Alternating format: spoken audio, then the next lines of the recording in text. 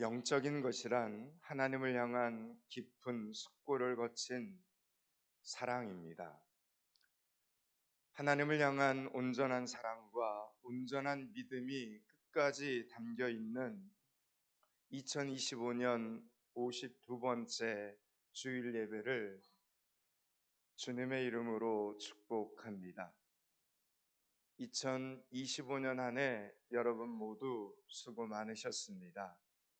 우리 옆 사람하고 이렇게 인사 한번 합시다. 수고 많으셨습니다. 인사 한번 합시다.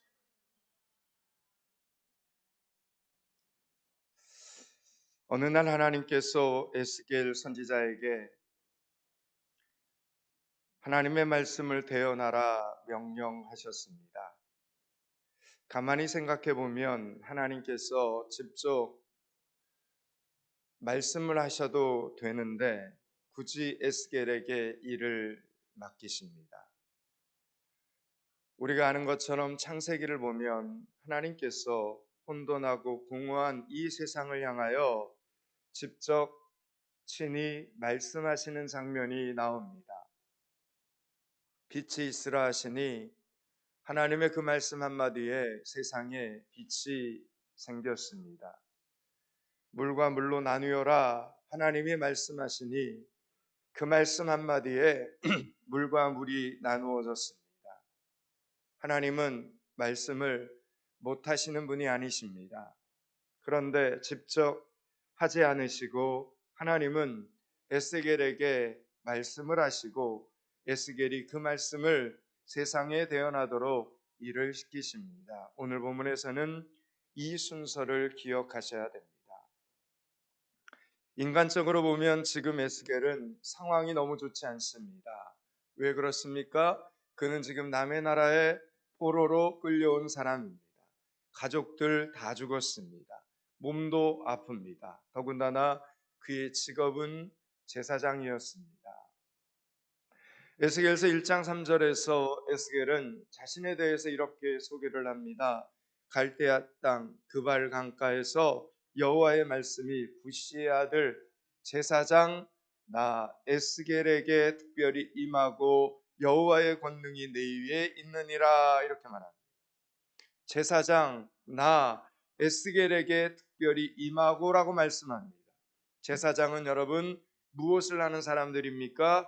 성전에서 제사를 집례하는 사람입니다. 그러니 성전이 없으면 제사장은 있으나 마나한 사람입니다. 무용지물입니다.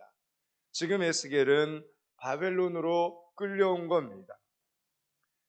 성전은 바벨론에 있는 것이 아니라 예루살렘에 있습니다. 멀리 떨어져 있습니다.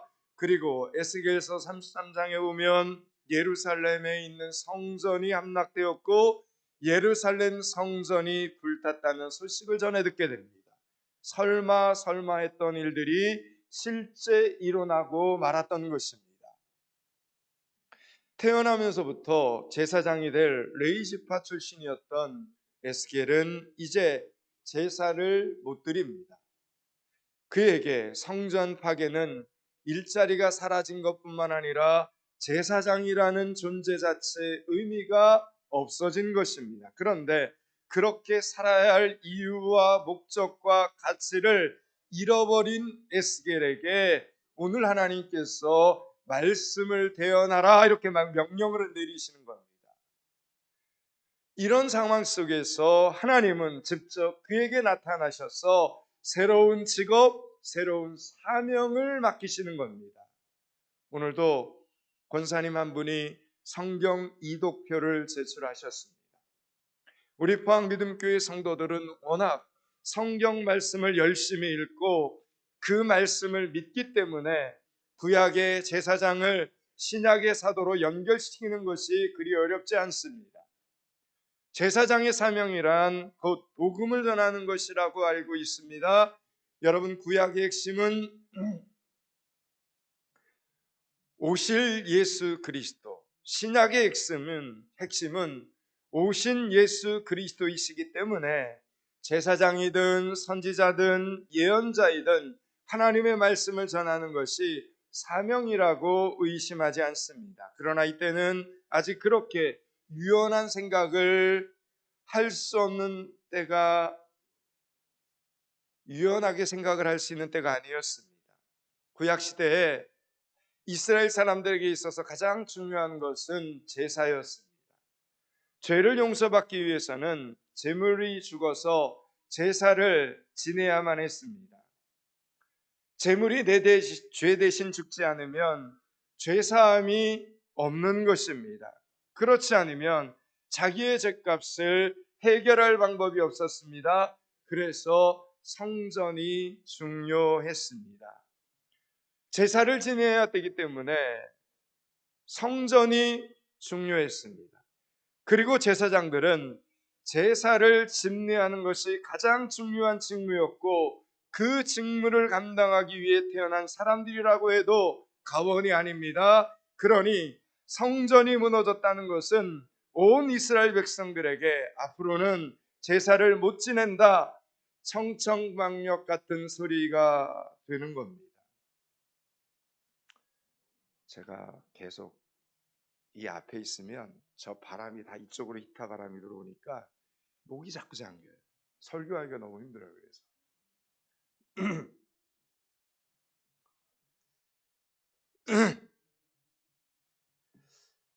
좀 꺼주세요. 계속 보고 있으면 어떡해.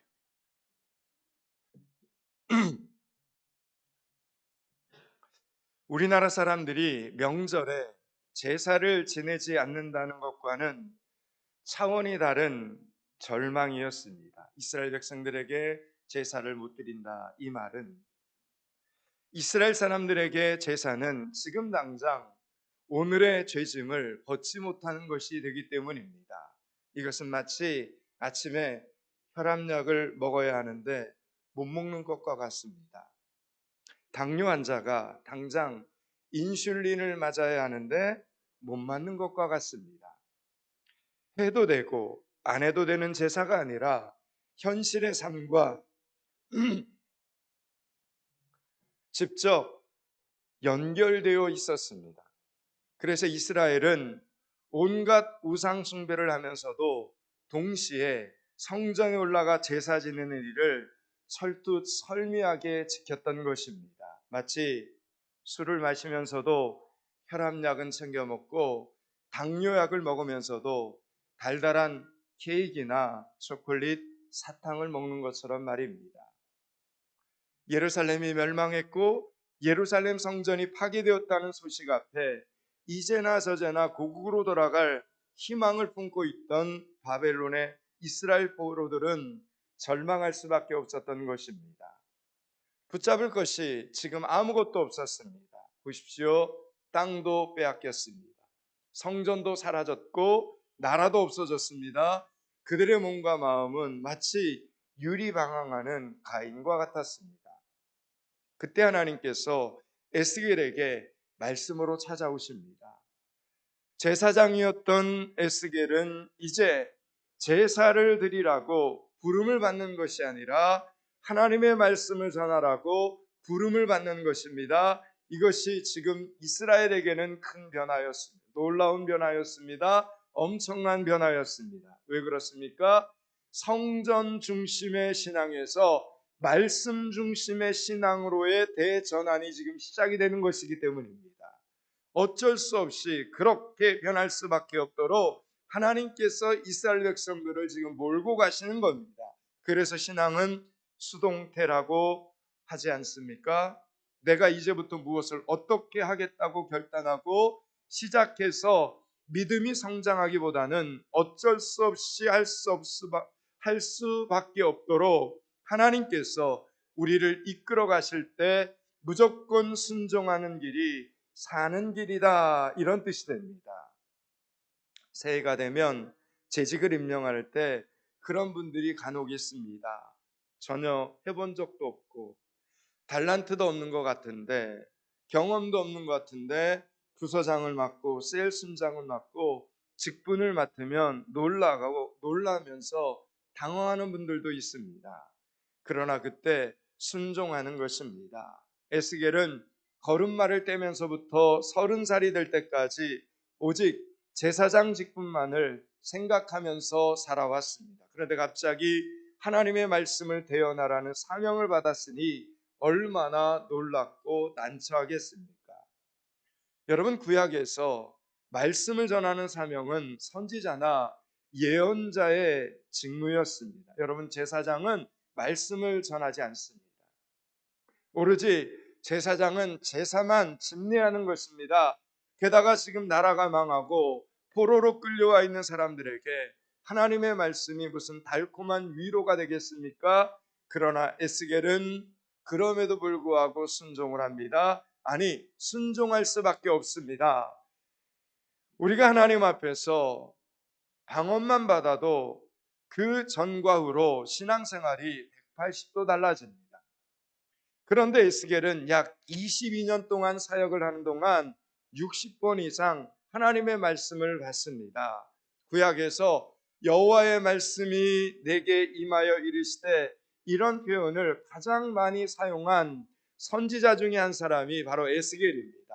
여호와의 말씀이 내게 임하여 이르시되, 그러니까 계산을 해보면 22년간 60번 이상 하나님의 말씀을 받았으니 1년에 약 3번 정도 4개월에 한 번씩 하나님의 말씀을 받는데, 에스겔이 감히 어떻게 하나님 앞에, 그 말씀 앞에 순종하지 않을 수 있겠습니까? 순종할 수밖에 없는 상황에서 순종을 한 것입니다. 우리 포항믿음교회 성도들은 1년에 몇 번 하나님의 말씀을 받습니까? 1년에 주일이 52주일입니다. 주일 예배만 해도 52번의 하나님의 말씀을 받는데, 여러분이 그 말씀에 순종을 하는 것은 여러분 자원이 아니라 사실은 하나님의 강권하심입니다. 그러니 하나님께서 말씀으로 강권하실 때 순종하는 것이 축복인 줄 여러분 믿으시기 바랍니다. 하나님의 나라라는 책을 쓴 빈 블라이드 박사는 이런 말을 했습니다. 70년의 바벨론 포로 생활은 이스라엘 신앙의 무덤이 아니라 새로운 탄생이었다. 이스라엘 백성들은 모르고 순종했지만 하나님께서는 성전 중심의 신앙에서 이제 말씀 중심의 신앙으로 이스라엘 백성들을 새롭게 훈련시키고 계셨던 것입니다. 그리고 그 말씀이 어떤 역사를 이루는가, 그렇게 말씀이 역사할 때 어떻게 하나님의 역사가 나타나는가를 오늘 이 에스겔서 37장에서 결론적으로 우리에게 보여주는 장면입니다. 1절 2절입니다. 하나님의 말씀이 역사할 때 이제 드디어 1절 2절을 같이 읽습니다. 여호와께서 권능으로 내게 임재하시고 그의 영으로 나를 데리고 가사 골짜기 가운데 두셨는데 거기 뼈가 가득하더라. 나를 그 뼈 사방으로 지나가게 하시기로 본즉 그 골짜기 지면에 뼈가 심이 많고. 아멘. 여러분, 오늘 말씀을 보면 뼈가 등장합니다. 뼈가 골짜기에 심이 많았습니다. 사람이 죽으면, 여러분, 살아있는 사람들이 죽은 사람을 위해서 장례식을 치릅니다. 우리나라에서는 전통적으로 땅에 묻지만 이스라엘에서는 돌무덤을 사용합니다. 그래서 묘실에 들어간다는 표현을 합니다. 그런데 왜 이렇게 골짜기에 뼈가 많았을까요? 죽은 사람들이 매장이 안 된 겁니다. 장례식을 제대로 치르지 않았다는 뜻입니다. 여러분, 그러면 장례식을 제대로 치르지 않으면 어떤 일이 벌어질까요? 산짐승, 날짐승들이 와서 죽은 자를 파먹는 것입니다. 신명기 말씀에 보면 만약 적들이 이스라엘을 쳐들어오면 그들이 한 길로 쳐들어왔다가도 7길로 도망간다라는 말씀이 있습니다. 그런데 그 반대 현상이 나타날 때가 있습니다. 어느 때입니까? 이스라엘이 하나님의 말씀을 버릴 때입니다. 이스라엘 백성들이 하나님을 버리면 한 길로 쳐들어온 적군들 앞에서 오히려 이스라엘 백성들이 7길로 정신없이 도망치는 비극을 당하리라 신명기에 예언하고 있습니다. 그래서 아무도 그 시신을 장례할 사람이 없으리라 말씀합니다. 가족 중에 단 한 사람이라도 살아있으면 여러분 자기 아버지, 자기 어머니, 형제 자매의 시신을 여러분 들짐승이 뜯어먹지 못하도록 묘실에 모실 텐데 그렇게 할 사람이 없는 것입니다. 온 가족이 전부 하루아침에 동일한 시간에 온 가족이 몰살을 당했기 때문에 죽은 후에도 이 짐승들의 밥이 되는 이 처참한 꼴을 당하여 성경 말씀처럼 골짜기의 뼈들이 지금 무수히 쌓여 있는 것입니다. 이 마른 뼈들이 쌓여 있는 골짜기는 이렇게 살아서도 죽어서도 비참하기 짝이 없는 이스라엘의 과거 현실의 절망을 단적으로 보여주는 장면입니다. 그런데 그런 상태의 이스라엘을 향하여 하나님은 지금 에스겔 선지자에게 이렇게 또 물으십니다. 3절입니다. 3절 말씀을 같이 읽습니다. 그가 내게 이르시되 인자야 이 뼈들이 능히 살 수 있겠느냐 하시기로 내가 대답하되 주 여호와여 주께서 아시나이다. 아멘. 여러분, 인간의 마지막은 뭡니까? 죽음입니다. 인간의 마지막은 죽음입니다. 생명은 한 번입니다. 그런데 죽어서 쌀이 썩고 뼈만 남았습니다. 마른 뼈가 이리저리 바람에 흩어져 지금 거대한 산을 이루었습니다. 그런데 하나님은 왜 이 지경에 처한 마른 뼈를 앞에 놓고 이 뼈들이 살아나겠느냐 물으시는 것일까요? 하나님께서는 지금 말라버린 뼈들 속에서 도대체 무엇을 보시는 것일까요? 하나님의 눈과 우리의 눈은 다른 것입니까? 예, 다릅니다. 예수님께서는 요한계시록에서 사대교회를 향하여 이런 말씀을 하셨습니다. 너희가 살았다는 이름을 가졌으나 죽은 자로다. 분명히 사람들이 보기에는 살아있는데, 저 사람 살아있는데 만왕의 왕이신 예수님 눈에는 죽은 자라 심판을 받는 겁니다. 또 우리가 잘 아는 탕자의 비유에서도 예수님은 이렇게 말씀을 하셨습니다. 누가복음 15장에서 아버지는 동네 사람들을 다 모아놓고 돌아온 아들을 위해서, 돌아온 탕자를 위해서 잔치를 벌입니다. 그리고 이렇게 외칩니다. 내 아들은 죽었다가 다시 살아났으며 내가 잃었다가 다시 얻었노라. 이러면서 잔치자리에 참석한 사람들에게 이야기를 합니다. 그러나 여러분, 실제로 탕자가 죽었던 것은 아니었습니다. 거짓골을 하고 있어서 그렇지 그 아들은 살아 있었습니다. 그럼에도 불구하고 죽었다가 살아났다라고 말씀합니다. 여러분, 그것은 무엇을 의미하는 것입니까? 하나님을 떠나 있으면 죽은 거라는 겁니다. 이 메시지입니다. 하나님을 떠나 있으면 죽은 것입니다. 그래서 이 세상에는 살아있으나 죽은 사람도 있고 죽은 것 같으나 살아날 사람도 있습니다. 에베소서 2장 1절은 이렇게 말합니다. 그는 허물과 죄로 죽었던 너희를 살리셨도다. 우리가 예전에는 죽어 있었다는 겁니다. 허물과 죄로 인하여 하나님을 떠나 있었습니다. 그래서 살았으나 죽은 자들이었습니다. 그런데 예수님께서 우리를 대신하여 십자가에 죽어주심으로 우리가 살아났습니다. 하나님의 품 안에서 다시 살아난 것입니다. 그 의미라는 겁니다. 7절 8절을 보겠습니다. 7절 8절을 같이 읽습니다. 내가 명령을 따라 대언하니 대언할 때 소리가 나고 움직이며 내가 또 보니 그 뼈에 힘줄이 생기고 살이 오르며 그 위에 가죽이 덮이나. 아멘. 여러분, 에스겔이 순종합니다. 하나님의 말씀에 순종합니다. 그리고 하나님의 말씀을 대언합니다. 우리가 늘 조심해야 할 것은 바로 이 부분입니다. 내가 경험해 보니 이렇더라, 내가 깨달았더니 이렇더라, 이런 나의 느낌, 나의 지식을 대언하는 것이 아닙니다.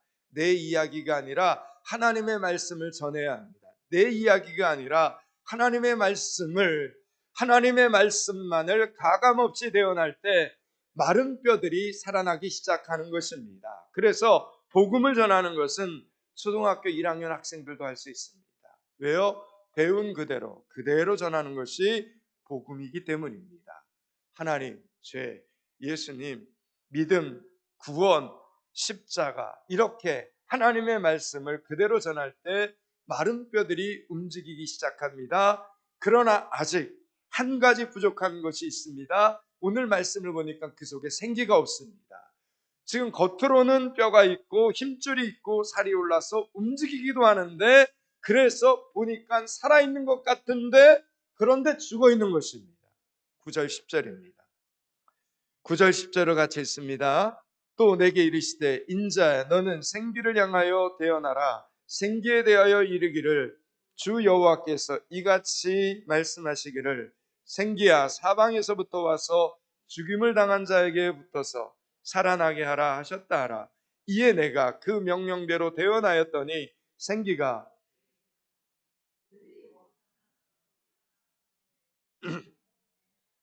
아멘 아멘. 지금 절망의 골짜기의 마른 뼈들이 하나님의 말씀을 들은 겁니다. 마른 뼈들이 하나님의 말씀을 들은 겁니다. 그런데 놀랍게도 하나님의 말씀을 듣고 살들이 붙게 되고, 그리고 뼈들이 붙어서 육신이 온전해지기 시작을 합니다. 말씀을 보니 거기에 하나님의 생기가 또 들어가니 시체들이 벌떡벌떡 일어나면서 살아나기 시작을 했다는 것입니다. 이 성령의 바람이 천지사방 동서남북에서 불어왔는데 어디서 그 바람이 불어왔는지는 알 수가 없었습니다. 그러나 모두가 그 생기의 힘을 느끼고 있었습니다. 성령의 역사는 그런 것이라는 겁니다. 인간이 만든 것이 아니기 때문에 그 근원을 추적할 수는 없지만 모두가 성령의 역사를 분명하게 느낄 수 있다는 것입니다. 하나님이 역사하시기 때문에, 성령께서 역사하시기 때문에 라는 것입니다. 성령께서 우리 가정 가운데, 우리 교회 가운데, 우리 직장 가운데, 우리나라에 임하기 시작하는 것을 우리는 느낄 수 있습니다. 우리는 하나님의 자녀들이기 때문이라는 겁니다. 살아있는 하나님의 자녀들이기 때문에 그런 성령의 역사, 성령의 그 부흥들을 우리는 느낀다라는 이야기입니다.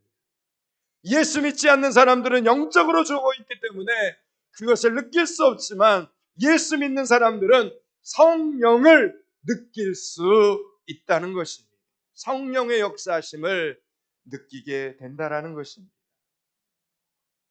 사랑하는 여러분, 저는 이 본문 말씀을 묵상하면서 우리 포항미등교회 성도들은 어느 쪽인가를 한번 생각해 보았습니다. 여러분은 살아있으나 죽은 자입니까? 아니면 죽었으나 살아날 자입니까? 오늘 설교의 제목이 여러분 무엇입니까? 일상에서도 살아있고 하나님께도 살아있습니다. 2025년 한 해 동안 포항미등교회 성도들은 정말 살아있었습니다. 일상에서도, 가정에서도, 직장에서도 분명히 하나님을 믿는 사람으로 살아있었고, 하나님 앞에서도 살아있었습니다. 어떻게 할 수 있습니까?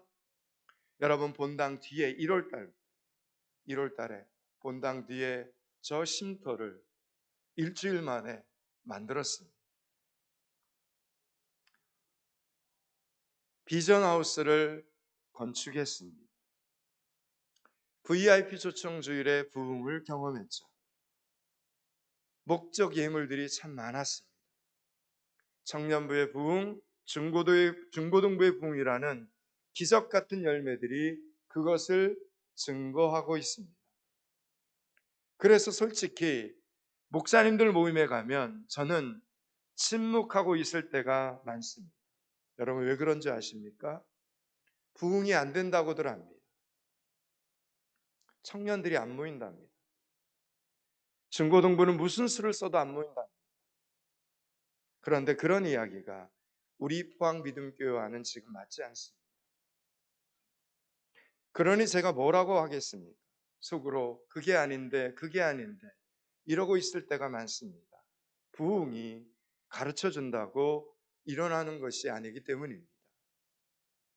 사랑하는 여러분, 오늘도 말씀이 임하고 성령께서 역사하시면 마른 뼈들이 살아남을 믿으시기 바랍니다. 우리 가정, 우리 주변에 마른 뼈처럼 던져진 사람들이 많습니다. 살아있으나 죽은 자들도 있고 죽은 것처럼 보이는데 살아날 사람들도 있습니다. 그러니 어떻게 하시겠습니까? 아니요, 저는 전도를 못합니다. 한 번도 해본 적이 없습니다. 하나님의 말씀을 전해본 적이 없습니다. 여러분, 에스겔도 오늘 마찬가지입니다. 제사 집례하는 연습만 했지 선지자 역할은 난생 처음이었습니다. 그러나 하나님께서 이끌어 가시는데 도저히 순종하지 않을 수가 없었습니다. 그래서 순종했더니 말씀의 열매가 어떻게 나타났습니까? 후손들에게 나타난 겁니다.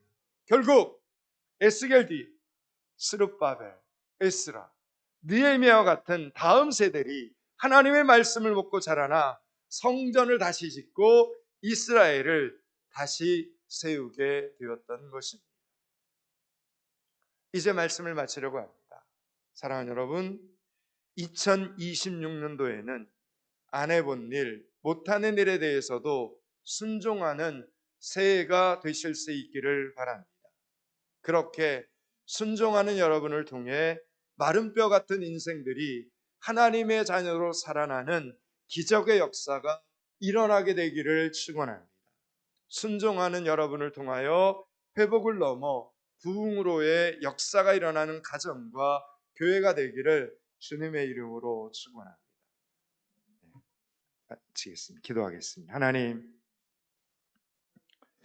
오늘도 내일도 2025년 남은 한 해도 2026년 한 해도 말씀의 열매가, 성령의 역사가, 영혼 구원의 역사가, 순종의 역사가, 헌신의 역사가 살아있는 포항믿음교회 되게 하여 주시옵소서.